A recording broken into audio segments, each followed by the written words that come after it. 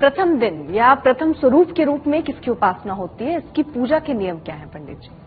जैसा कि हम शुरू से चर्चा कर रहे हैं कि नवरात्रि के हर दिन एक अलग तरह की शक्ति प्रवाहित होती है, और जैसा कि हम सब जानते ही हैं कि 9 दिनों में देवी के अलग अलग स्वरूपों की पूजा की जाती है। तो नवरात्रि के पहले दिन देवी का कौन सा स्वरूप और उनकी कौन सी पूजा होगी? देखिए, नव दुर्गा के प्रथम स्वरूप से स्वास्थ्य की शक्ति प्रवाहित होती है, यानी नवरात्रि के प्रथम दिन अगर आप पूजा करें तो आपको स्वास्थ्य का वरदान मिल सकता है। इस दिन नव दुर्गा के शैलपुत्री स्वरूप की पूजा होती है। नव दुर्गा के शैलपुत्री स्वरूप की उपासना की जाती है। इस दिन माता की उपासना करनी चाहिए लाल फूलों से। लाल गुड़हल का फूल हो, लाल गुलाब का फूल हो, लाल फूलों से नव दुर्गा के पहले दिन माता की उपासना की जाएगी।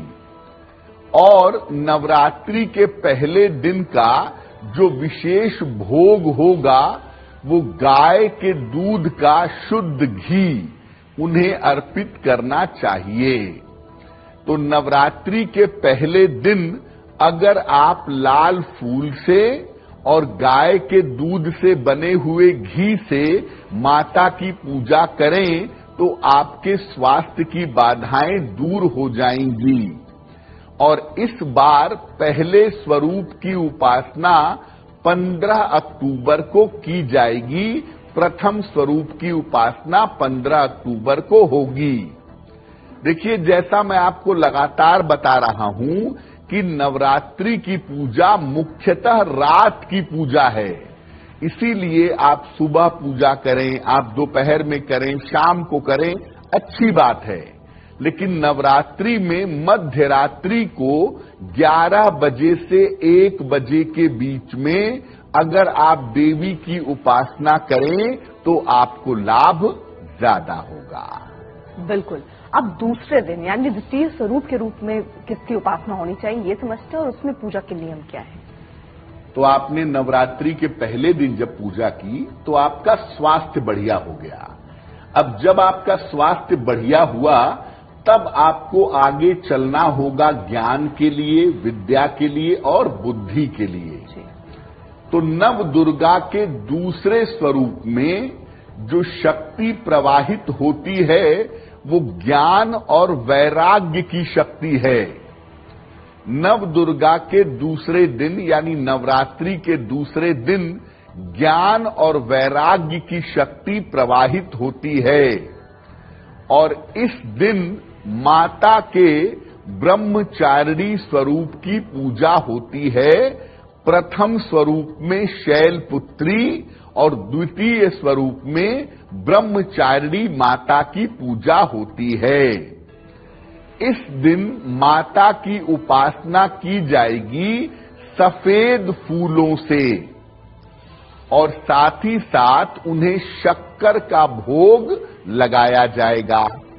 यानी अगर आपको ज्ञान का वरदान चाहिए, आपको कठोर साधना करनी है, कठोर तपस्या करनी है, तो नवरात्रि के दूसरे दिन आपके लिए साधना करना जरूरी होगा।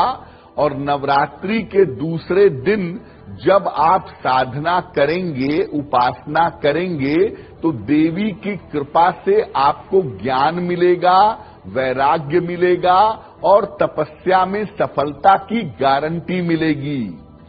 सफेद वस्त्र पहन करके, सफेद वस्तुओं से अगर आप नव दुर्गा के दूसरे स्वरूप की पूजा करें तो आपके लिए बहुत अच्छा रहेगा।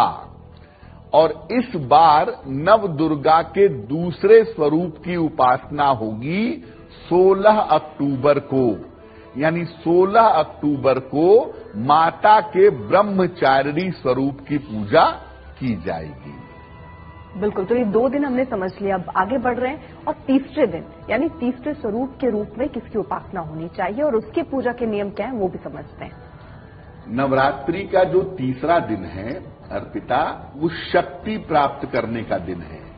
पहले दिन आपको स्वास्थ्य मिला, दूसरे दिन आपको ज्ञान मिला और तीसरे दिन आपको मिलेगा कॉन्फिडेंस, साहस, ताकत, क्योंकि उसके बिना आप जीवन में आगे नहीं बढ़ पाएंगे।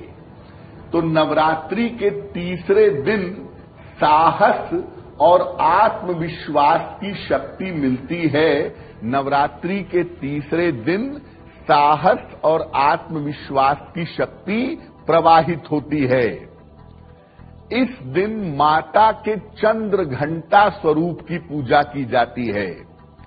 इनके सर पर घंटे के आकार का चंद्रमा है, इसीलिए इन्हें चंद्र घंटा कहते हैं। इस दिन माता की पूजा लाल फूलों से की जाती है और साथ ही साथ माता को दूध का भोग लगाते हैं या दूध से बनी हुई मिठाई का भोग लगाते हैं। नवरात्रि के तीसरे दिन से व्यक्ति को सिद्धियां मिलनी शुरू हो जाती हैं।